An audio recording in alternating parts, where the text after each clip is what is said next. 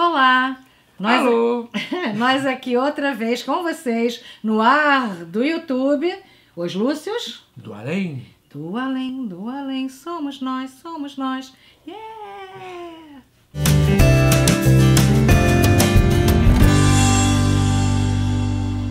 Hoje nós vamos falar de biografias. Eu sou fascinado por adoro a história das pessoas, adoro o contexto de onde cada pessoa veio.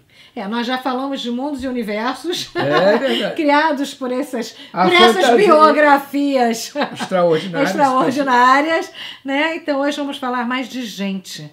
As pessoas deveriam ler mais biografias. Mas as pessoas, a gente aprende tanto com a história dos outros. As pessoas se contentam com a fofoca. O problema maior hoje em dia é que, na verdade, o que é interessante, o contexto onde a pessoa cresceu, como é que ela teve as ideias, isso parece que não tem interessado tanto assim. Isso é triste. Eles estão mais interessados no escândalo, estão mais interessados nos aspectos mais assim. Eu realmente não dou muito. Não dou muito valor a esse tipo de coisa, não. Não, pois é. E aqui, nós fizemos uma seleção bacana de gente. De pessoas incríveis que, de uma forma ou de outra, mudaram o nosso mundo. Na verdade, se você tirar qualquer uma dessas pessoas que está aqui, você não vai ter o mundo como a gente conhece. Eles são muito impactantes para a nossa realidade. Pois é. Então vamos começar lá atrás? Vamos. Vamos começar, olha, com Arquimedes. Uau! Ou Arquímedes, como Arquímedes. Pois é. Nós falamos Arquimedes, mas vamos lá. Sem ele, não existiria quase nada. Acho que nada do que a gente tem de tecnologia. Hoje em dia, gente. Ele é o pai da física, basicamente. Ele é o pai da mecânica, ele é o pai da robótica. Todas as máquinas e equipamentos que você conhece assim, hoje em dia se deve ao sujeito que estudou na biblioteca de Alexandria. Imagina isso. É o pai da alavanca, é o pai do... ele que falou, dê-me uma alavanca. Dê-me um ponto de apoio e eu moverei o mundo. Isso aí. Dê-me um ponto de apoio. Se você hoje sobe no elevador, deve a ele. Ele é o pai do guindaste, da polia, da roldana, do parafuso. Você vê, quase ficção científica, o primeiro cara que criou o primeiro raio da morte. Olha. Botou os escudos e fez um espelho parabólico. Vê, Laura, se você consegue pegar. Porque isso daqui é muito legal, que é o princípio da gangorra. Da gangorra. Né? Olha é o pão de apoio. Você bota de um lado e ergue o outro. E o peso de um e de outro que vai ser é tão extraordinário que uma vez ele fez um equipamento de defesa... Mas desculpa, você estava falando do raio da morte. Fala do raio da morte. Não, é um espelho parabólico e ele queimou os navios, projetando a luz solar e tocando fogo no navio à distância para que a cidade não fosse invadida. Olha isso. Nossa, deve ter sido apavorante. Não, imagina que tá no coisa, de repente dá um brilho, um calor escaldante. Os navios naquela época eram calafetados, ou seja, evitavam vazamentos e entrada de água com piche. E ele tocou fogo no piche e tocou fogo na esquadra à distância. Uma vez deve ter sido um furor. Não, aterrorizante. Tudo por observação, gente. A gente fala hoje em dia, você vê um monte de fórmulas hoje em dia, quando você vê matemática ou física, quando na verdade tudo que ele tinha era a inteligência e a observação. Mas é o primeiro ponto para se aprender alguma coisa. Ele fez... É ter tempo para parar e observar. É verdade. E hoje ninguém está parando. E hoje ninguém tem tempo para nada. Todo mundo acha parar para refletir como se fosse um saco, mas não foi ele também que levantou um navio com... Isso. Não é essa a história? O rei montou uma barca gigante, um navio gigante, muito pesado, tão pesado que não conseguiram tirar para colocar na água. E aí ele disse que era capaz de mover o navio com 2 dedinhos e o rei achou aquilo um ultraje, dizendo que ele era mentiroso. Ia dar ele todos os recursos para mover o navio e ele montou por um sistema de polias e roldanas até chegar numa rodinha miudinha que ele girou como uma manivela e o navio inteiro deslocou para dentro do mar. Eu tô vendo aqui, eu lembro dessa história que eu... A que eu gosto mais nem é essa. É a da coroa? Não, também não. Isso aí é da densidade também, quem percebeu a densidade de diferentes materiais. Isso, eu lembro muito dessa história. Nossa, no Santa Marcelina ainda. Eu tinha uns 10, 11 anos. Mas eu achei tão genial. né? Ele descobriu que estavam roubando o ouro do rei. Ah. Com a densidade da água. Gente, que brilhante isso. Não, a bom. parte que eu mais gosto, sabe qual é? Ah. Os navios iam atacar a cidade. Naquela época, invasões eram coisas normais. tradicionais. Pois é. E ele pegou e jogava os cabos, prendia no navio Tem e imagem erguia aqui. o navio Tem inteiro. imagem aqui. Será que você consegue pegar, Laura? Se não conseguir, depois a gente... Aqui, ó. Essa daqui, ó. É a história? É. Aqui, ó. Que prendia e puxava... Exatamente, erguia o navio inteiro, derrubava todo mundo. E as pessoas nos navios achavam que tinha um gigante atrás das muralhas. E era um guindaste, gente. Olha aqui, ele inventou um guindaste movido por parelha de boi e erguia o navio inteiro. Agora você imagina o terror de quem estava dentro do navio que de repente vê um gancho ser capaz de erguer todo o navio com toda a tripulação a bordo. Caramba. Então, a gente não seria nada sem Arquimedes. Quer dizer, Arquimedes... Seríamos nada sem Arquimedes. Aprender sobre Arquimedes quer dizer aprender como as coisas acontecem, como elas são feitas. Então, a nossa primeira biografia, que vale a pena, essa aqui é uma delas, existem várias biografias diferentes, mas essa história é ótima. Vale a pena entender como é que essas pessoas chegaram às suas conclusões. Ai, pois é, precisamos, né, de novos cientistas aí no mundo. Ciência, na verdade, é você observar e ver o fenômeno e tentar buscar soluções. A gente tem tantos problemas hoje em dia no mundo, buscar soluções. É verdade. É isso. Gostei de Arquimedes. Ai, lembrei da historinha da coroa dentro d'água. Muito bom aquilo. Vamos lá. Epicuro, eu quero falar dele também. Filósofo. Epicuro é esse cidadão aqui, olha. Epicuro. Epicuro é uma pessoa extraordinária. Eu vejo todo mundo falando de Sócrates, vejo falando de Aristóteles, vejo falando de Platão e não vejo falando sobre Epicuro. E hoje, num mundo onde você vive sob um estresse mortal, você vive em condições muito ruins de vida, ele é essencial, porque ele tira o seu medo de estar vivo. Ele faz você perceber, na verdade, que você... Se você não aproveita o presente, se você não aproveita o teu tempo de vida, como ele está valendo a pena? Pois é.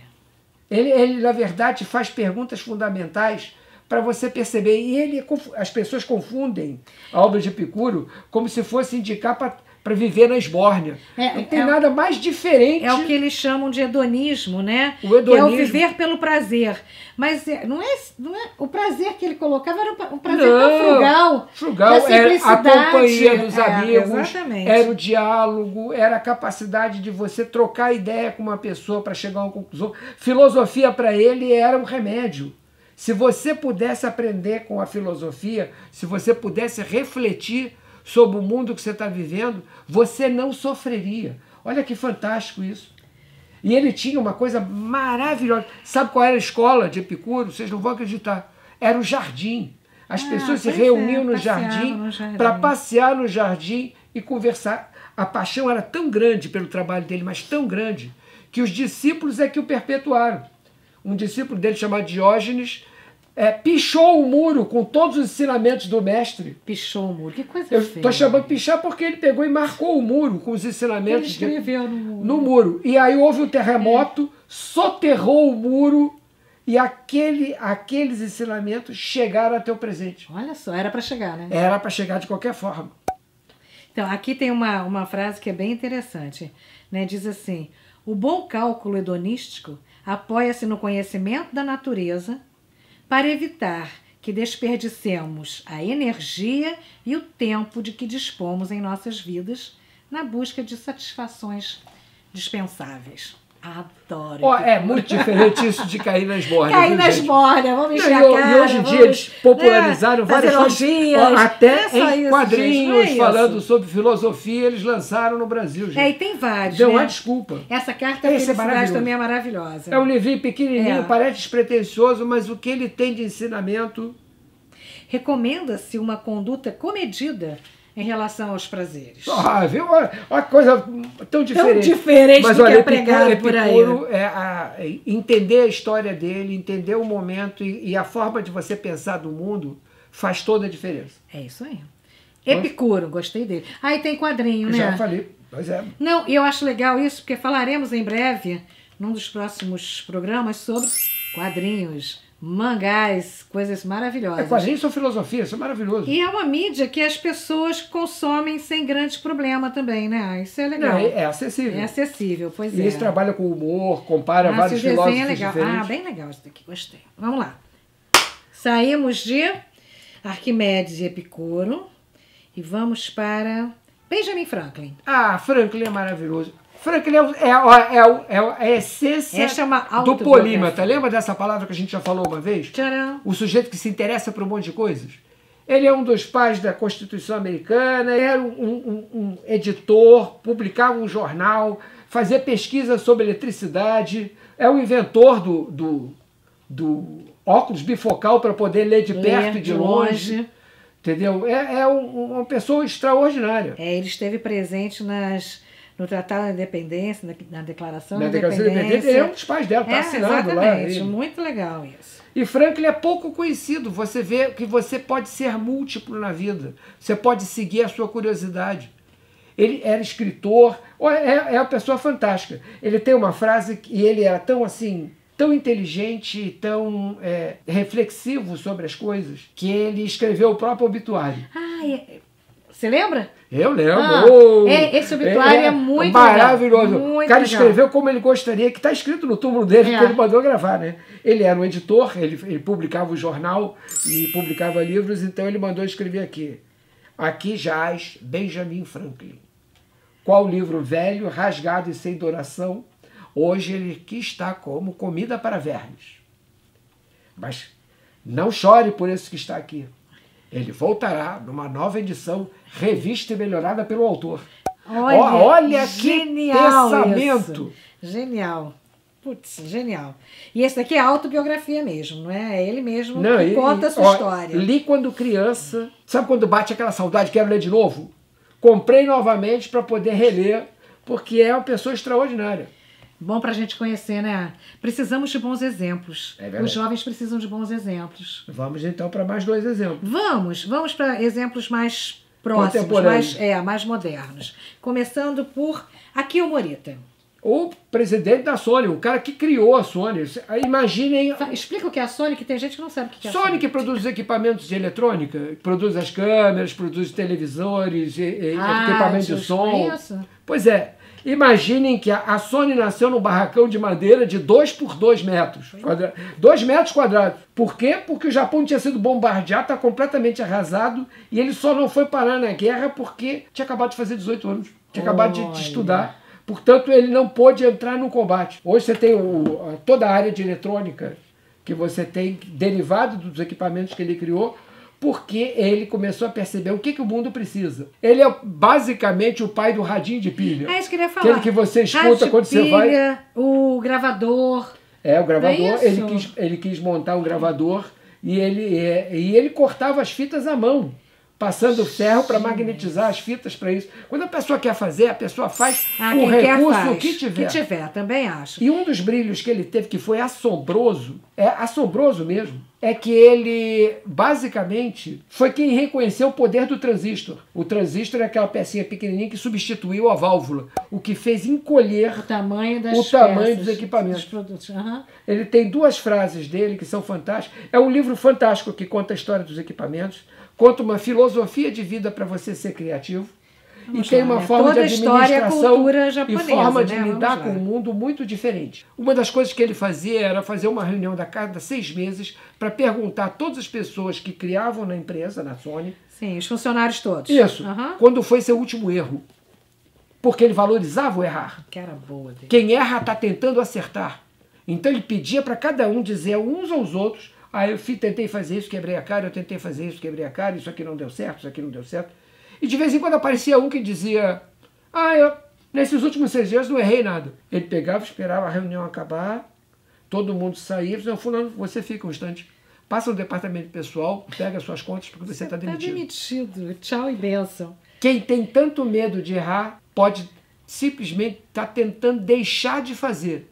E se você não inova numa área como a dele, que é de eletrônica, as outras companhias jantam a companhia dele. É isso aí. Então, repito, fechava as reuniões sempre do mesmo jeito. Errem, errem bastante, mas errem rápido para chegar logo no acerto. É uma biografia interessantíssima para quem trabalha com administração. Com recursos humanos. Recursos humanos, para quem trabalha com inovação, com a capacidade de se adaptar ao mercado. E é uma biografia esquecida, pouco se fala dela hoje em dia. Os japoneses sempre gostaram desse assunto de miniaturas e coisas compactas. Fabricamos objetos que se encaixam. Nossos leques se dobram, nossa arte se enrola em perfeitos pergaminhos. Biombos que reproduzem artisticamente uma cidade inteira podem ser dobrados e bem guardados, ou então abertos para encantar, divertir, educar ou só para dividir um quarto. Nós decidimos, como objetivo prioritário, fabricar um rádio tão pequeno que coubesse no bolso. É o pai do Walkman, é o que criou, você podia levar uma orquestra sinfônica tocando. Porque os rádios, gente, os jovens não entendem, os rádios eram peças enormes, que ficavam em cima dos móveis. Então ter um rádio que pudesse ser pequenininho para levar e ouvir música onde quer que fosse, hoje, era uma revolução. É o pai da ideia de você estar com um fonezinho de ouvido andando na rua ou correndo. Pois é, uma revolução. Então, aqui o Morita, o livro dele é Made in Japan, é extraordinário. Sim. Vale a leitura, com certeza. E eu quero fechar com... você vai fechar. Esse aqui é o lado B. Eu vou fechar com o gênio da Apple Computadores. E não é o Steve que todo mundo conhece, que é o Steve Jobs. É o Steve Wozniak, que foi realmente quem fez os computadores que deram o nome que a Apple tem hoje em dia. Ele era o engenheiro. Ele era o inventor. Ele era o inventor, era o engenheiro, o criador. Ele desenhou 52 computadores antes de botar a mão nas peças. Você imagina você desenhar um computador inteiro no papel? Para depois, você vai procurar as peças depois que você já bolou tudo o que ele tem que fazer? Caramba. Ele é o pai do computador pessoal, viu, gente? Antes dele, tudo era gigante, tudo era enorme. Foi quem encolheu, por exemplo, para você poder fazer gravações no computador em tamanho pequeno. Se a gente não tem o Wozniak nessa... Até hoje você ia pensar em computadores pegando salas enormes. Aquelas coisas da IBM. Que a gente via. A gente via na ficção e na... Como era o nome do Túnel do Tempo? Aqueles computadores pegando todo o salão. Pois isso. E mais recentemente, que a gente também viu, o primeiro IBM no coisa que vai para o espaço? Estrelas Além do Tempo. No filme mostra ali eles colocando os computadores a serviço da NASA. De máquina imensa, ocupando a sala enorme. Steve Jobs, na verdade, era um gênio do marketing. Ele sabia vender como ninguém, ele sabia olhar, por exemplo, o visual e tentar encantar as pessoas. Mas o gênio de verdade da Apple era o engenheiro, que é carinhosamente chamado por todos os nerds de Voz. O Voz era uma pessoa fantástica. E esse livro aqui mostra como é que foi a criação da Apple, como é que é dentro de uma garagem, ele entra no fim de semana e encolhe de 48 chips o gravador para apenas 8. É um gênio. Gênio, o Voz é uma pessoa extraordinária. Steve Wozniak. Tem uma cara ótima. Não, ele tem uma cara ótima, ele é sorridente, ele fez concerto de rock, fez controle remoto. Ele é um camarada desse que se multiplica no mundo. Está aí até hoje em várias convenções de nerds, ele comparece. É o pai do Apple IIe. Imperdível. Muito bom, é bom saber, né? Porque o outro ficou tão famoso. Que ninguém fala, na verdade, em quem fez as criações. Pois é. Na verdade, eles se complementavam, né? Claro, cada um, ele talvez não vendesse tão bem quanto o outro vende. Mas tem que lembrar em quem foi o criador. Sim, muito bom. Adorei. Tá? Adorei. E esse aqui é bem moderno, bem contemporâneo mesmo. Saímos do Morita para chegar no Voz. E começamos com Arquimedes. Olha só, a longa jornada heróica. A física está aqui e a filosofia está aqui bem, bom apanhado. Muito bom. Gostei, Mariana. Eu também achei ótimo. Achei se você gostou, apresentar essas pessoas para quem não toque conhece. O sininho, dê seu like no canal, inscreva-se no canal e dê sugestões. Se você quiser saber de alguém que é interessante ou tiver um tema que é interessante pra gente, manda! Contribua. A gente realmente aceita todas as sugestões. Tá um sucesso. O povo tá falando muito. Vamos lá. Valeu! Tchau, tchau. Tchau.